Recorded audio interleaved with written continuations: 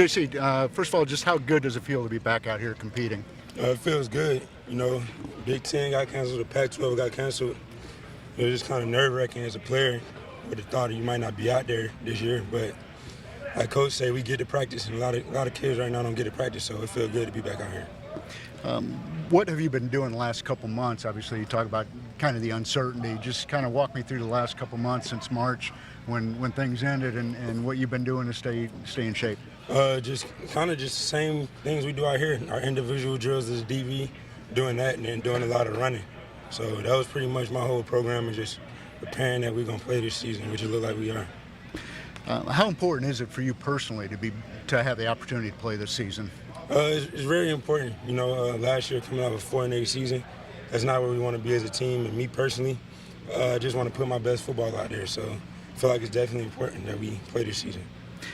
You and there are a lot of great cornerbacks in this league. You and Izzy right there among them. Mm-hmm. How does that push you guys to know that there's guys in this league and push each other to be the best? Just trying to go hard every day.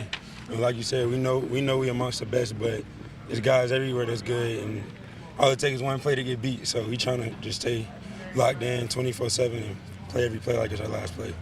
Best cornerback in the NFL is Stephon Gilmore, who practiced on these very fields. Do you kind of pattern your game after a particular player in the league, or is there somebody that you kind of model to say, hey, I want to play like him? Yeah, I watch a lot of film on Steph, but I don't necessarily model my game after him because we two different builds. So as a corner, you want to try to watch somebody that's the same build as you, but I definitely talk to him every now and then and get film pointers, just send him some of my one-on-ones and team clips, just so he can give me pointers, because like you said, he the top corner in the game right now, so it's a blessing that he went here. A lot of great DBs have come through South Carolina over the years. Just how important is it to kind of keep that trend going?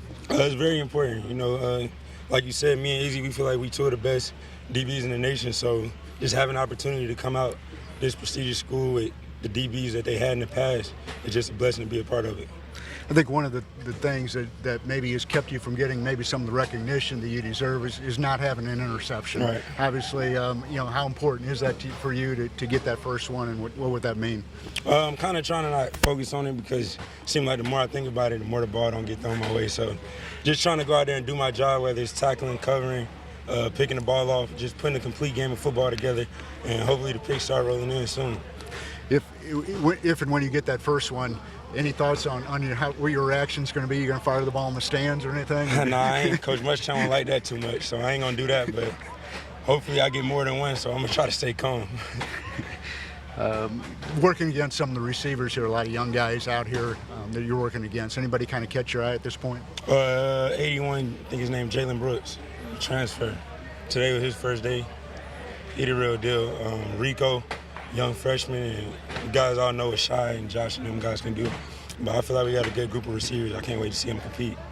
You've been mentioned a little bit already in some draft analysis as a guy who could be a pretty early pick. Have you given that any thought at all? Does that even enter your mind, or you just focus on the season right now? I'm definitely focused on the season, but I would be lying to you as a competitor to say that that's not in the back of my head, because that's what you grew up dreaming about since I picked up football. So it doesn't matter at the end of the day. None of them mock drafts matter. None of that recognition matter. You still got to put the tape on the field. And like T-Rob tell me, Izzy all the time, he know plenty of guys who was first-round mock drafts and end up going undrafted. So I'm just trying to put my best football on the field. Being an upperclassman now and a two-year starter here, talk about your leadership role a little bit and how that's changed maybe over the years. I really feel like it hasn't changed much, just because, like you said, coming in early, I had to strap my pads on and get out there in my first game. So I feel like it's the same thing. I'm more of a lead by example type guy. So that's all I try to do day in and day out. And just last question, just your thoughts overall on the defensive secondary and how good this group can be? Best in the nation. That's our expectation every year. I said that last year to me and Izzy, two of the top corner. We the best corner duo in the nation, and it's actually getting talked about a lot more now. But we talked it into happening. So I feel like as a secondary, we take that next step. We definitely could be the best secondary in the nation with safeties back there like R.J. Roger. You know what I'm saying? Jalen Dickerson coming back.